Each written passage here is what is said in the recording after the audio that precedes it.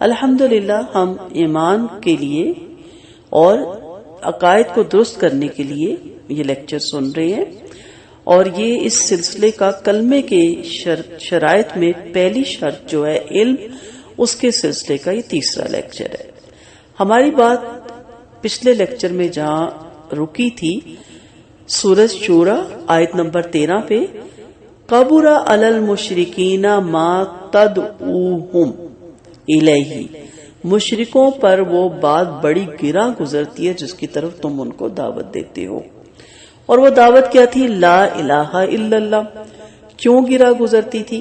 اس لیے کہ لا کی تلوار سے ان کے تمام من گھڑت الہوں کا کلا کامہ ہوتا تھا، اور یہ چیز ان کو کسی صورت بھی برداشت نہیں تھی۔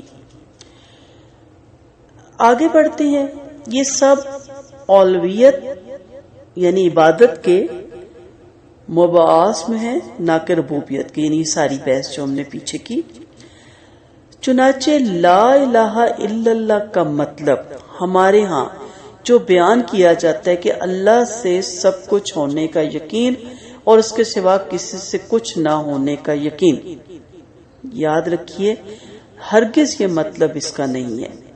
یہ تو ربوبیت کے ساتھ ہے، رب ہونے کے ساتھ ہے، رب کے ساتھ ہے کہ سب کچھ ہونے کا یقین اور اس کے سوا کچھ نہ ہونے کا یقین۔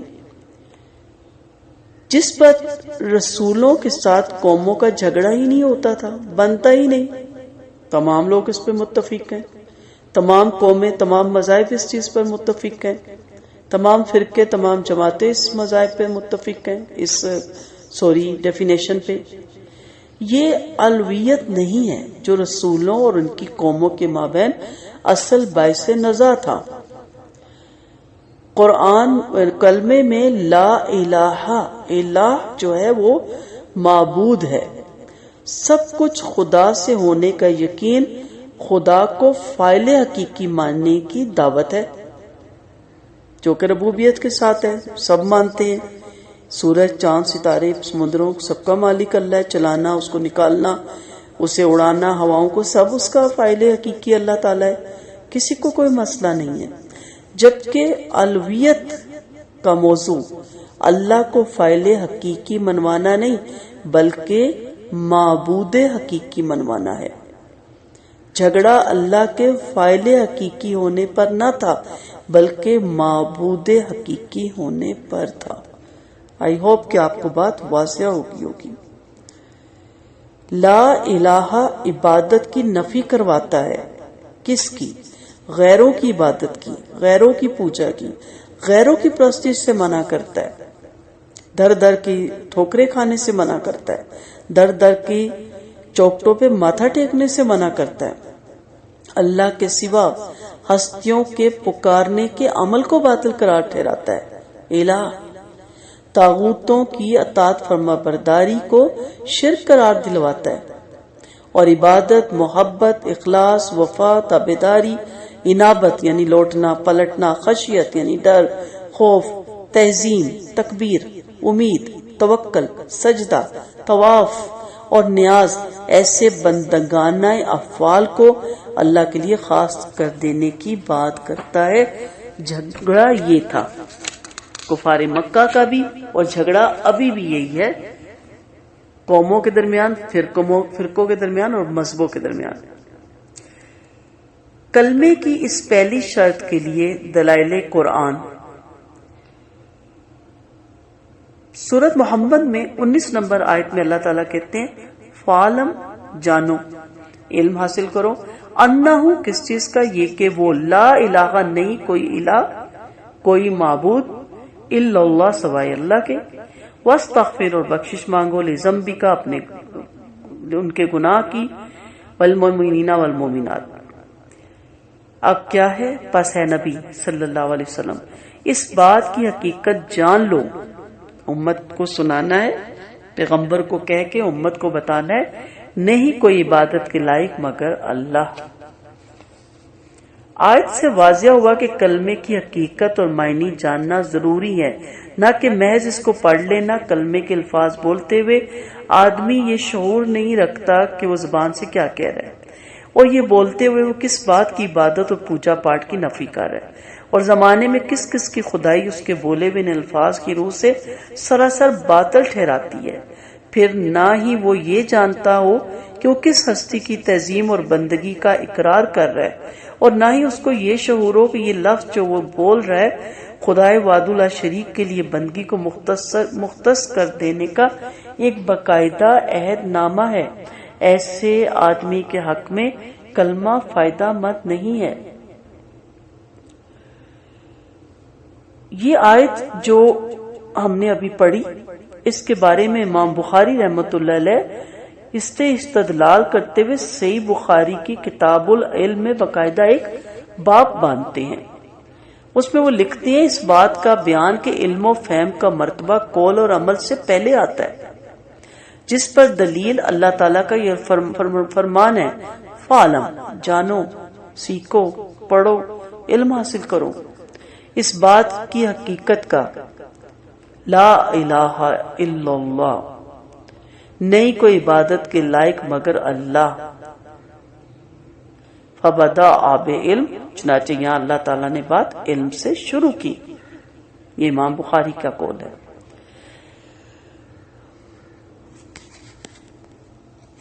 اس سے کیا واضح ہوا کہ لا الہ الا اللہ کی حقیقت کا علم پہلے ہے اور دین کے احکام اور مسائل پر عمل پیرا ہونا اس کے بعد۔ سب سے پہلے ضروری ہے کہ آدمی اسلام کا اصل مدعا جانے کہ وہ کیا ہے۔ جب لا الہ الا اللہ ہی اسلام کا اصل مدعا ہے تو اسی کو سب سے پہلے اور خوب سمجھ کر جاننا چاہیے۔ یہ محض کوئی فضائل میں شمار ہونے والی چیز نہیں، بلکہ مسلمان ہونے اور کلمہ گو کہلانے کے لیے ایک بنیادی شرط ہے۔ ایک اور دلیل دیکھتے ہیں، سورہ زفر، ویسے تو پورا قرآن اسی کے لیے اترا، توحید کے لیے، الا من شاہد بالحق وہم یعلمون، سوائے اس کے نہیں، یا الا مگر من جو شاہدہ گواہی دے، شہادت دے، بالحق کی، حق کی، وہم یعلمون، اس حال میں کہ وہ اس کو جانے۔ اس آیت میں حق سے مراد لا الہ الا اللہ ہے، اور دوسری بات وہم یعلمون، یہ کہہ کر اس شہادت حق کی یہ شرط بیان کر دی کہ جو بات وہ زبان سے کہے دل سے اس کا علم، ادراک اور شعور وہ رکھتا ہو۔ اس آیت میں حق جس کی شہادت دینا مقصود ہے، اس سے مراد لا الہ الا اللہ ہے، کیونکہ اس کی شہادت آدمی کو نجات اور شفاعت کا مستحق بناتی ہے، مگر اس پر شرط یہ لگائی وہم یعلمون، اس حال میں کہ وہ جانے، یعنی انہیں معلوم ہو کہ وہ حق کیا ہے، اس کی وہ شہادت دے رہا ہے۔ پس قیامت کے روز جس شخص کو یہ شفاعت میسر آئے گی، پہلی شرط اس کے لیے ہوگی من شاہدہ بالحق، جس نے حق یعنی لا الہ الا اللہ کی شہادت کی، اور دوسرا یہ کہ وہ ہم یعلمون، انہیں اس حق کا علم بھی ہو، یعنی وہ شخص اس حق لا الہ الا اللہ کی حقیقت کا علم اور ادراک بھی رکھتا ہو، اسی کی سفارش قبول کی جائے گی، شفاعت قبول کی جائے گی۔ اللہ کچھ لوگوں کو حق دیں گے شفاعت کا، لیکن ان کے اندر یہ دو خوبیاں ہونا نہایت ضروری ہے۔ جسے خود ہی نہیں معلوم کہ لا الہ الا اللہ کیا ہے، وہ دوسروں کی شفاعت کیا کرے گا؟ اسی لیے یہ کلمہ ترازو کو بھر دیتا ہے، زمین آسمان کو پر کر دیتا ہے۔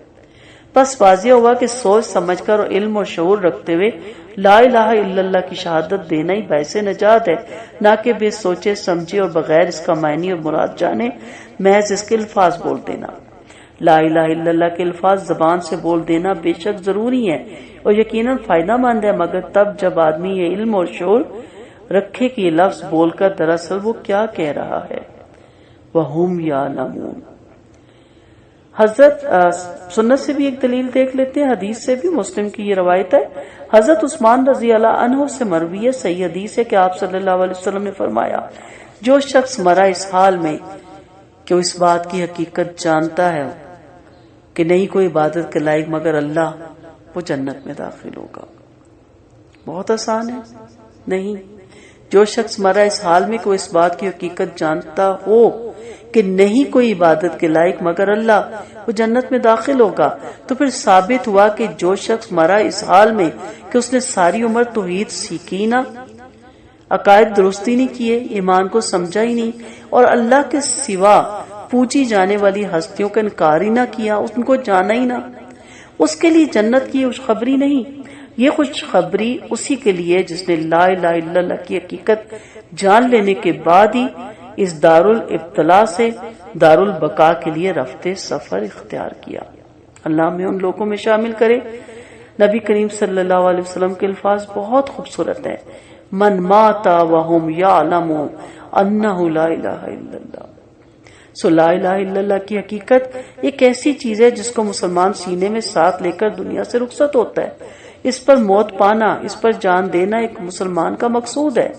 خدائے ذوالجلال کے سوا دوسروں کی پوجا اور بندگی کو باطل اور مسترد جاننے کا احساس اور تنہا اللہ وحدہ لا شریک کے اس مقام کا اعتراف کہ سب کی سب بندگی اور حمد اور پرستش اور اطاعت پر ایک صرف اس اللہ کا حق ہے، یہ علم، یہ احساس اور قلب اور ذہن کی یہ کیفیت اگر آدمی کو موت کے وقت حاصل ہو جائے تو اس خوش قسمت کے کیا کہنے، آگے جنت ایسے شخص کی منتظر ہے۔ چنانچہ حدیث سے واضح ہوا بوقت موت بھی جسے لا الہ الا اللہ کا اعتبار ہے وہ ہے جس کے ہمراہ علم و شعور ہو، وہ من دخل الجنہ ہوگا۔ اسی لیے میں ایک دعا کیا کرتی ہوں کہ اللہ تعالیٰ آپ کو ایمان کی بہترین حالت میں رکھے اور اس پہ خاتمہ کرے۔ اسی دعا کے ساتھ ختم کرتی ہوں۔ وآخر دعوانا ان الحمد للہ رب العالمین، سبحانک اللہم و بحمدک، نشہد ان لا الہ الا انت، نستغفرک و نتوب الیک۔ اگلے لیکچر سے میں لا الہ الا اللہ کی دوسری شرط یقین کے ساتھ بات کریں گے۔ السلام